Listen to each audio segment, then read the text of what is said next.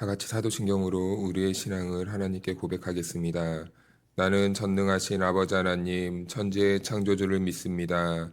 나는 그의 유일하신 아들, 우리 주 예수 그리스도를 믿습니다.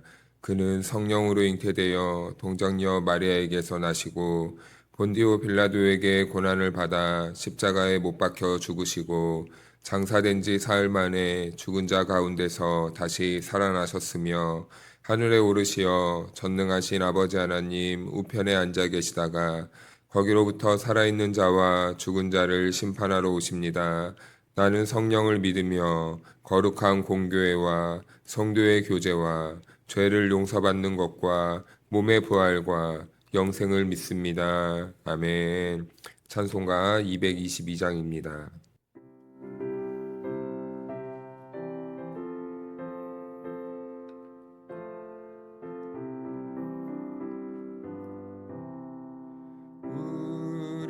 다시 만날 때까지 하나님이 함께 계셔 훈계로서 인도하며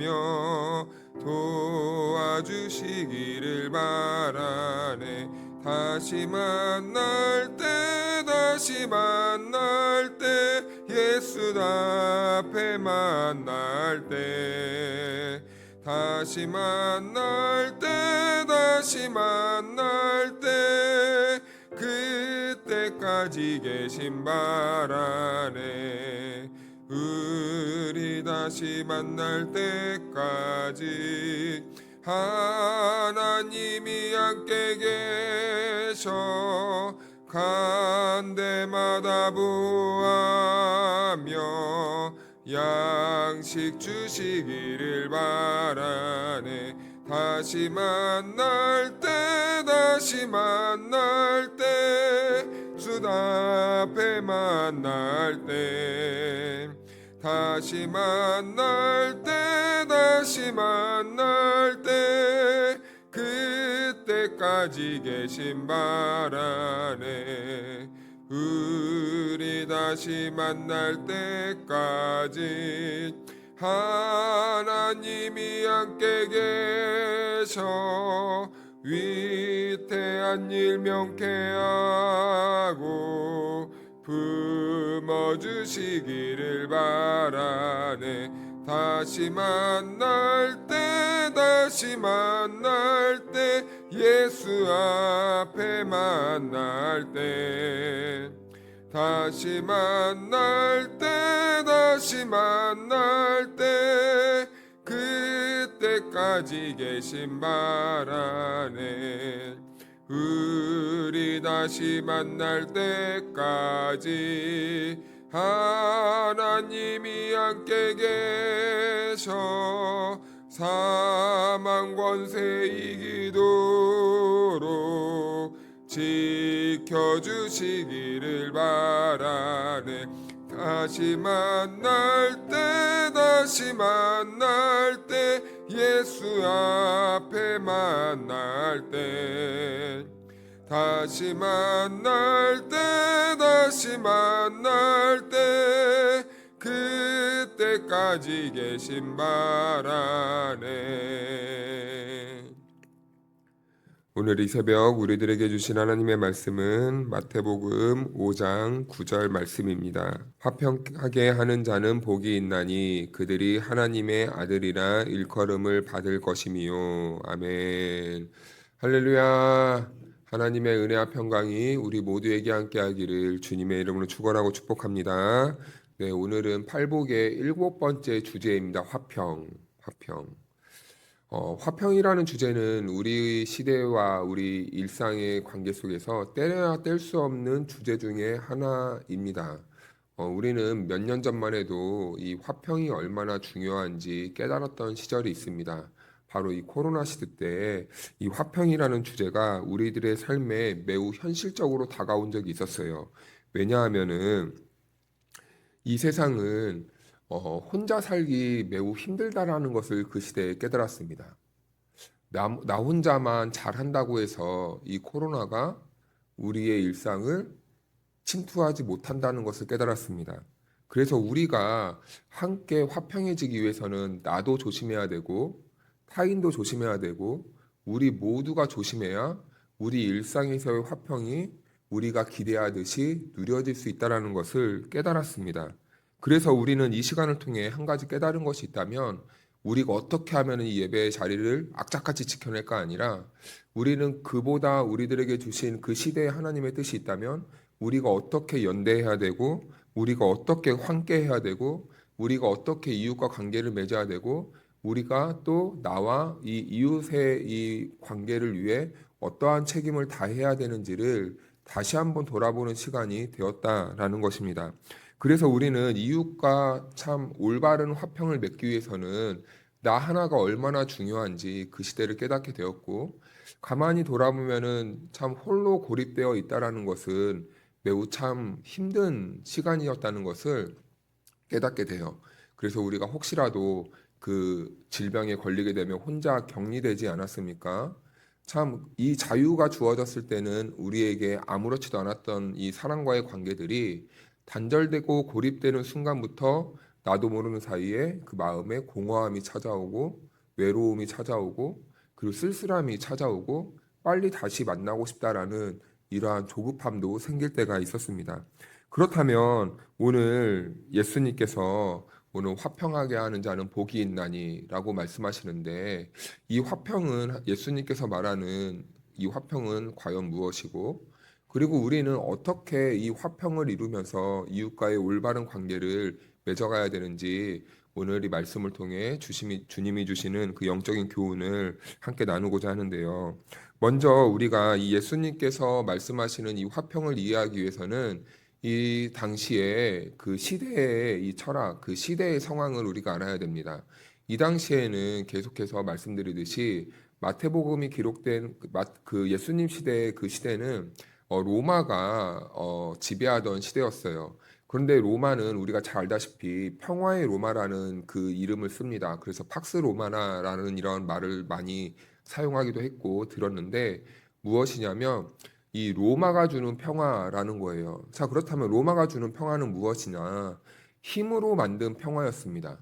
힘으로 상대를 굴복시키고 힘으로 상대를 조용하게 만들고 힘으로 상대를 꼼짝 못하게 만들어서 로마가 다스리는 그 나라에는요, 아무 일도 일어나면 안 됐던 거예요.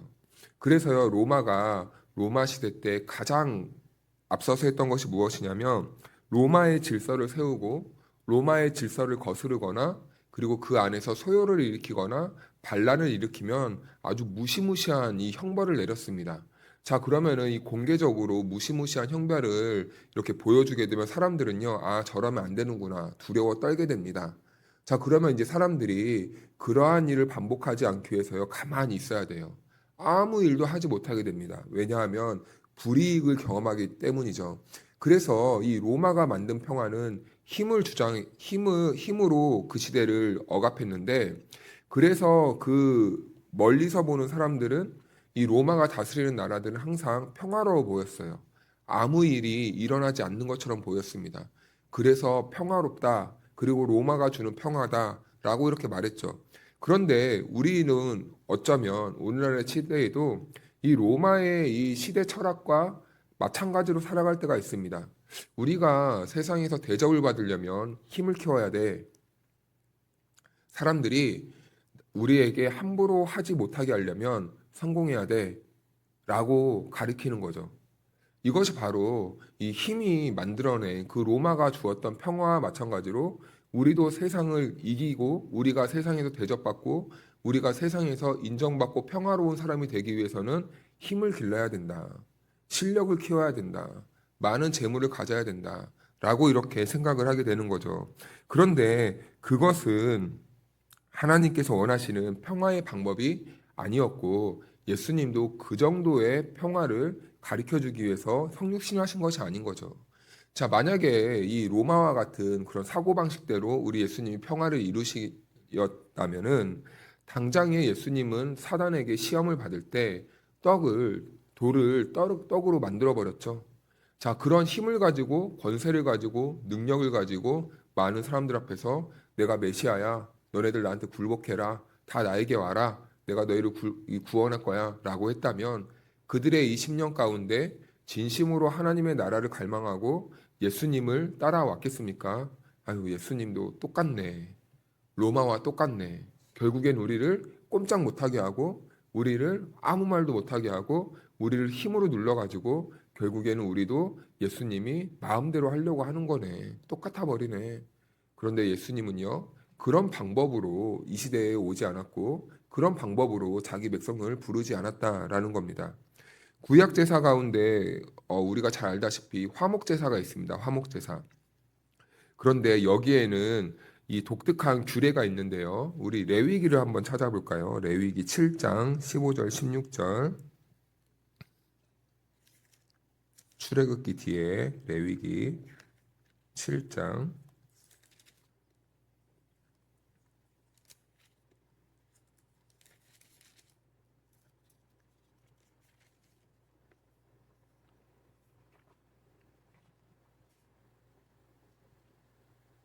구약성경 154면입니다. 7장 15절, 16절, 17절 말씀까지 우리 같이 한번 읽어보겠습니다. 레위기 7장 15절부터 17절 시작. 감사함으로 드리는 화목제물의 고기는 드리는 날에 먹을 것이요 조금이라도 이튿날 아침까지 두지 말 것이니라.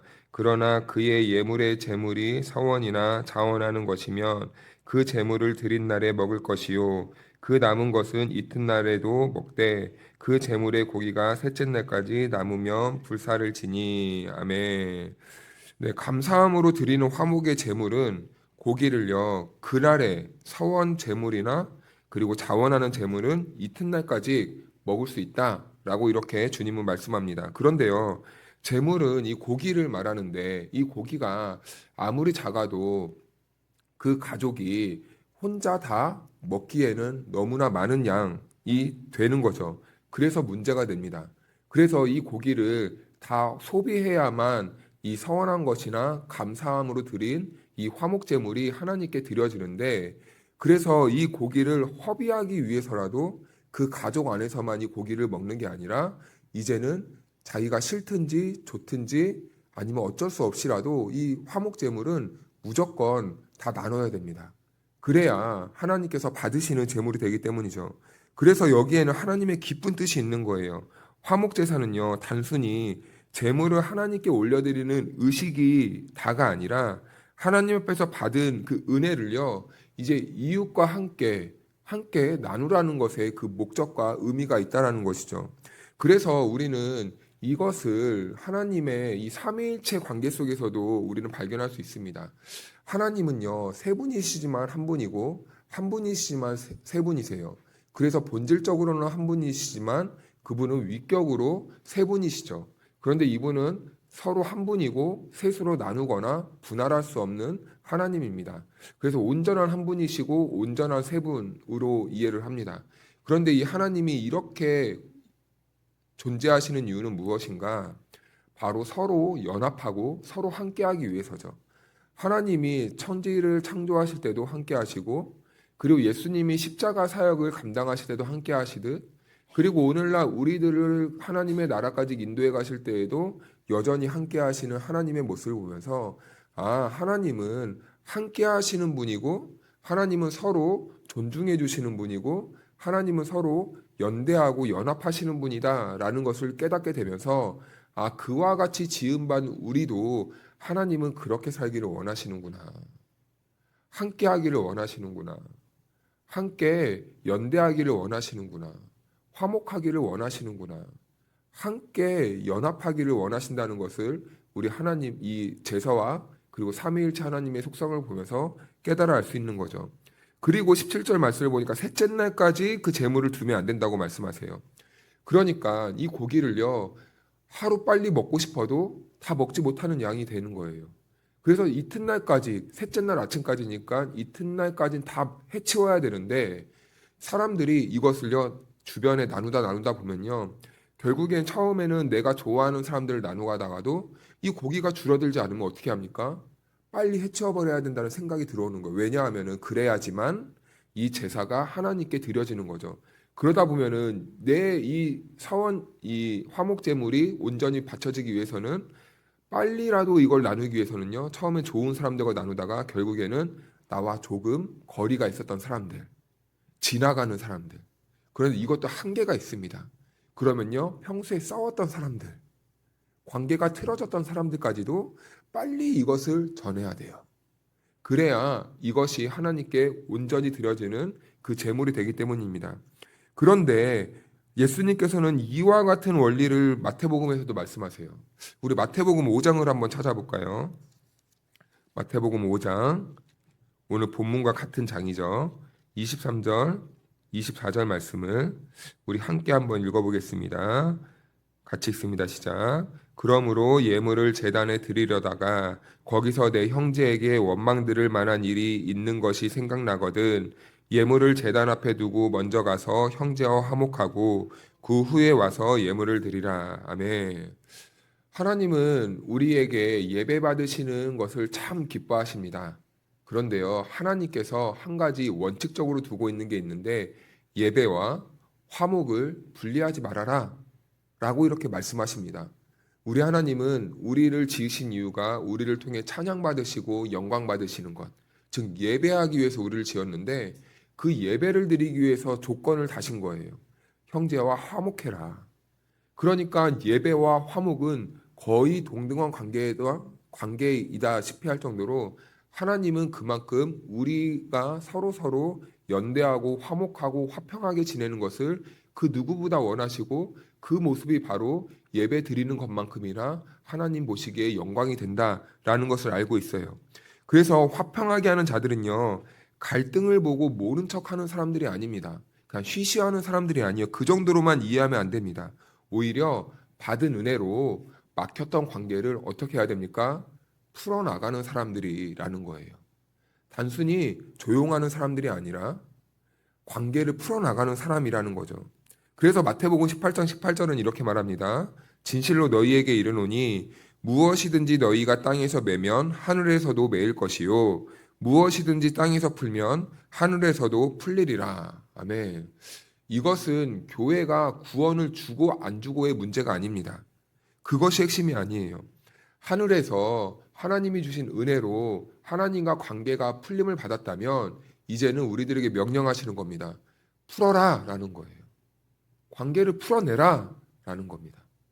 교회가 구원을 주는 권세가 있다는 게 아니라 그 화목으로 우리가 하나님과 화평을 얻었듯이 이제는 교회에게 주신 그 능력으로 이제는 풀어라 라는 겁니다.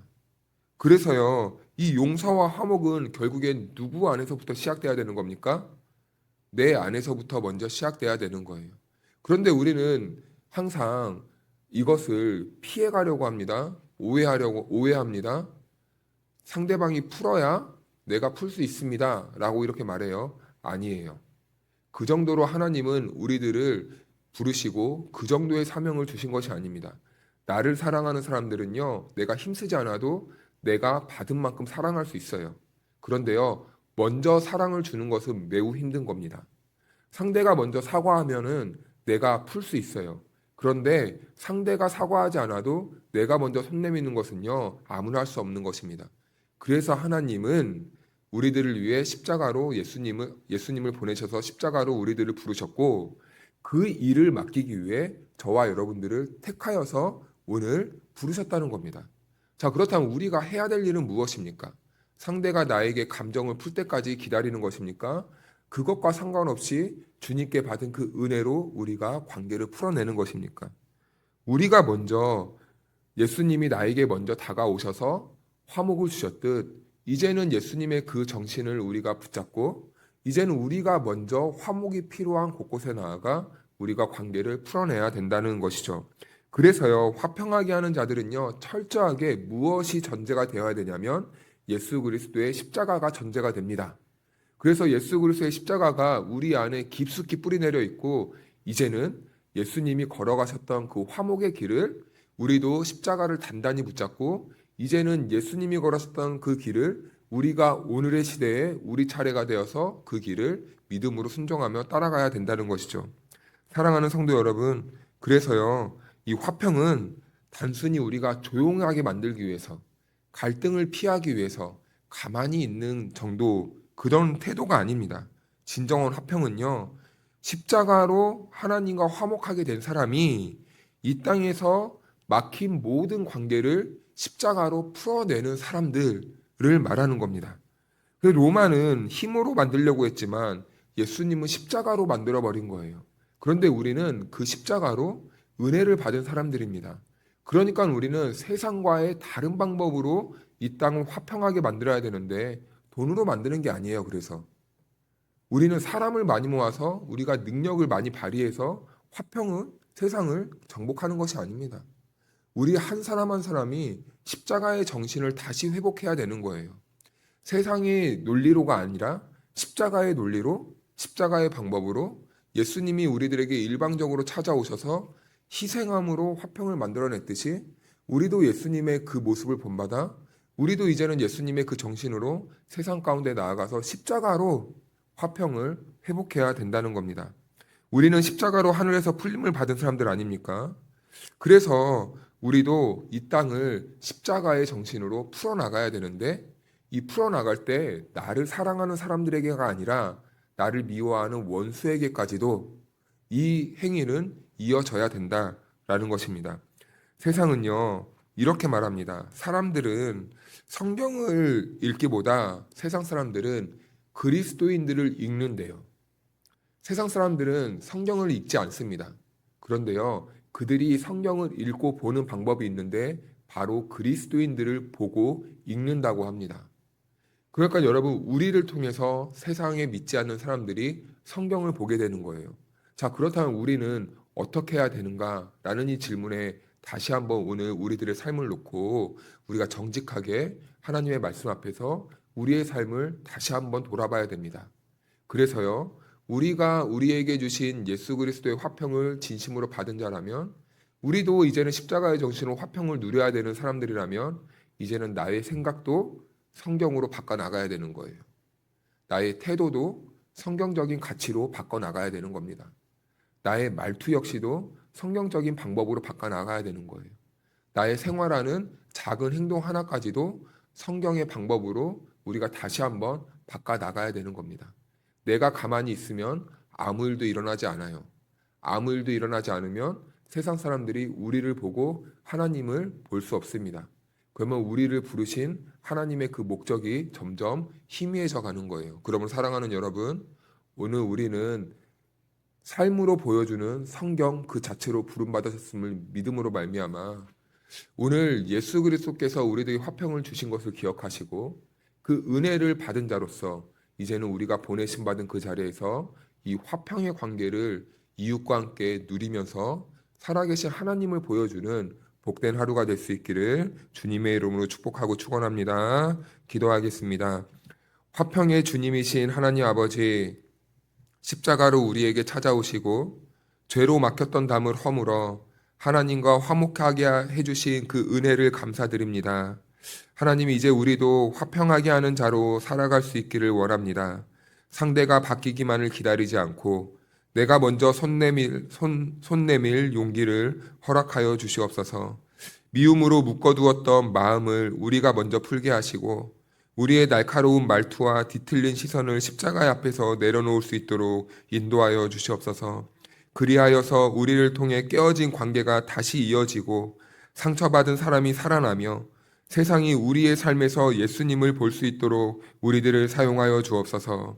하나님, 우리의 가정마다 화목을 더하시고 교회 안에서도 서로 품고 세워주는 사랑이 넘쳐 흐를 수 있도록 도와주옵소서. 병들고 지친 성도들이 있습니까?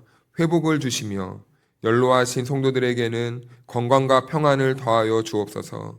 우리의 다음 세대가 경쟁하고 밀어나는 세상의 방식을 따르지 않게 하시고 먼저 사랑하고 손 내밀고 용서하며 화평을 이루는 믿음의 세대로 자랄 수 있도록 도와주시옵소서. 하나님, 특별히 이 자리, 이 새벽 주님을 사모하여 예배의 자리로 나온 성도들을 축복하여 주시길 원합니다. 이른 시간 주님 앞에 드린 기도와 간구를 기억하여 주시고 오늘 하루의 걸음을 주님께 친히 지켜 주옵소서. 삶의 모든 자리에서 필요한 힘과 지혜를 더하여 주시고 지친 심령에는 새 힘을, 그리고 무거운 마음에는 위로를, 앞길이 막막한 이들에게는 길을 열어주시는 은혜를 경험하게 도와주옵소서. 오늘도 우리를 화목하게 하신 예수님을 바라보게 하셔서 가는 곳마다 화평을 심는 은혜로운 하루가 될 수 있도록 인도하여 주시옵소서. 감사드리며 예수님의 이름으로 기도하옵나이다. 아멘.